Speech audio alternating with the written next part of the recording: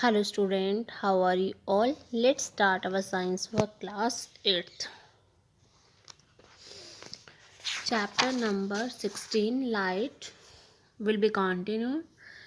In previous class we have discussed laws of reflections, and today we will discuss regular and diffuse reflection. Regular और diffuse reflection. Regular reflection में क्या होता है, देखो आप ये फिगर देख रहे हो. रेगुलर रिफ्लेक्शन में क्या होगा, जब इंसिडेंट रे आएंगी और रिफ्लेक्ट होके वो क्या हो जाएंगी, जैसे इंसिडेंट रे आ रही हैं रिफ्लेक्ट हो जाती है, फिर इंसिडेंट रे आई रिफ्लेक्ट हो गई, फिर से इंसिडेंट रे, मतलब ये रे क्या है आपस में पैरेलल है. तो इनको पैरेलल रेज होती हैं और उनको उस केस में क्या होगा, आपका रेगुलर रिफ्लेक्शन होगा. और ये सरफेस होगी जो हमारी, ये कैसे होनी चाहिए, हमारी ये प्लेन मिरर होना चाहिए. सरफेस हमारी रफ नहीं होनी चाहिए, स्मूथ होनी चाहिए. और अब इरेगुलर में क्या होता है, सरफेस हमारी स्मूथ नहीं होती है. ठीक है. और ये जैसे लाइट हमारी इंसिडेंट रे आ रही हैं, आ तो पैरेलल रही हैं, लेकिन जब रिफ्लेक्ट होती हैं तो ये नॉट पैरेलल हो जाती हैं. किस केस में, इरेगुलर रिफ्लेक्शन में. तब हम इसको बोलते हैं इरेगुलर रिफ्लेक्शन बोल सकते हो या डिफ्यूज रिफ्लेक्शन बोल सकते हो. अब इस केस में जो हमारी इमेज फॉर्म होती है वो बिल्कुल शार्प इमेज फॉर्म होती है, और इस केस में हमारी इमेज क्लियर फॉर्म नहीं होती.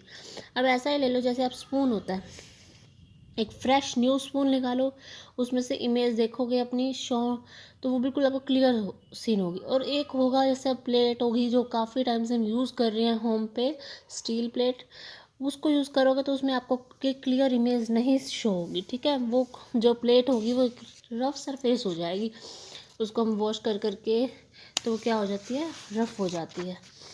अब आ गया नेक्स्ट टॉपिक आपका, reflected light can be reflected again. Reflected light, reflect होगी लाइट, उसके बाद अगेन रिफ्लेक्टेड, उस केस में क्या होता है, हमारा मल्टीपल रिफ्लेक्शन होता है. मत क्या हो रहा है, मल्टीपल रिफ्लेक्ट, एक बार लाइट रिफ्लेक्ट हो रही है उसके बाद फिर से reflection. If a reflected light ray is reflected again on being incident on another surface, it is term as a multiple reflection. देखो कैसे कह रहे हैं कि सबसे पहले इंसिडेंट रे आई, क्या हुआ, किसी भी सरफेस पे इंसिडेंट रे पड़ी, फिर रिफ्लेक्ट होगी. रिफ्लेक्ट होने के बाद जो रिफ्लेक्टेड रे है ना वो दोबारा से रिफ्लेक्ट हो जाती है, उसके लिए इंसिडेंट रे हो जाएगी दूसरे उसके लिए. तो उस केस में क्या हो जाएगा, आपका मल्टीपल रिफ्लेक्शन. अब ये आपका जैसे जो हमारा प्लेन मिरर है वो सिंगल इमेज फ्रेम करता है, लेकिन जब हम टू प्लेन मिरर को कंबाइन कर देते हैं तो वो हमारी मल्टीपल इमेजेस फॉर्म करता है. अब वही देख रहे हैं, देखो क्या करें, जब हमने टू प्लेन, इस एक्टिविटी में बता रखा है आपको, टू प्लेन मिरर लेंगे, कैंडल लेंगे और एडहेसिव टेप लेंगे. जब हम दो प्लेन मिरर्स को क्या करेंगे, 90 डिग्री के एंगल पे रखेंगे, तो हम ये देखेंगे कि जो कैंडल से इमेज फॉर्म हो रही है ना, वो क्या 3 कैंडल्स फॉर्म हो रही हैं. हमने एक कैंडल यहाँ पुट करी, लेकिन हमारे को इमेजेस कितनी मिल रही है, 3 मिल रही हैं. वो क्या हो रहा है, रिफ्लेक्शन हो रहा है. ऐसे ही जब हम टू मिरर्स को पैरेलल करके रखेंगे, पैरेलल करेंगे मतलब उनके बीच में एंगल 0 हो, तो कितनी इमेज फॉर्म होंगी, इनफाइनाइट नंबर ऑफ इमेज, मतलब बहुत सारी, इनफाइनाइट नंबर, इनफाइनाइट मीन्स जिसको हम काउंट नहीं कर सकते. ओके.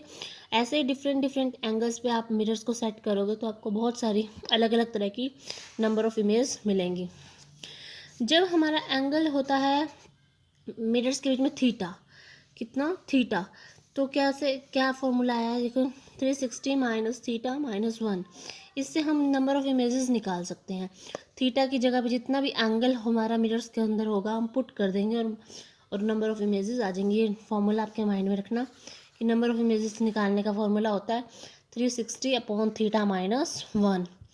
ठीक है. जैसे जैसे एंगल डिक्रीज हो जाएगा नंबर ऑफ इमेजेस क्या हो जाएंगी, इंक्रीज हो जाएंगी. ओके. अब आपका देखो, आपने देखा होगा कि जो कई बार आपने बार्बर शॉप पे गए होंगे तो क्या करता है कि 2 मिरर्स लगाता है, एक हमारे फ्रंट में रखता है, एक हमारे बैक में होता है, तो हमारे को हमारा हेयर कट वगैरह शो हो जाता है. वो किस वजह से होता है, वो मल्टीपल रिफ्लेक्शन की वजह से होता है. ओके. अब आपका आ रहा है कैलेडोस्कोप्स. कैलेडोस्कोप्स है क्या, व्हाट इज कैलेडोस्कोप्स है जिससे हमें डिफरेंट पैटर्न इमेजेस मिलते हैं.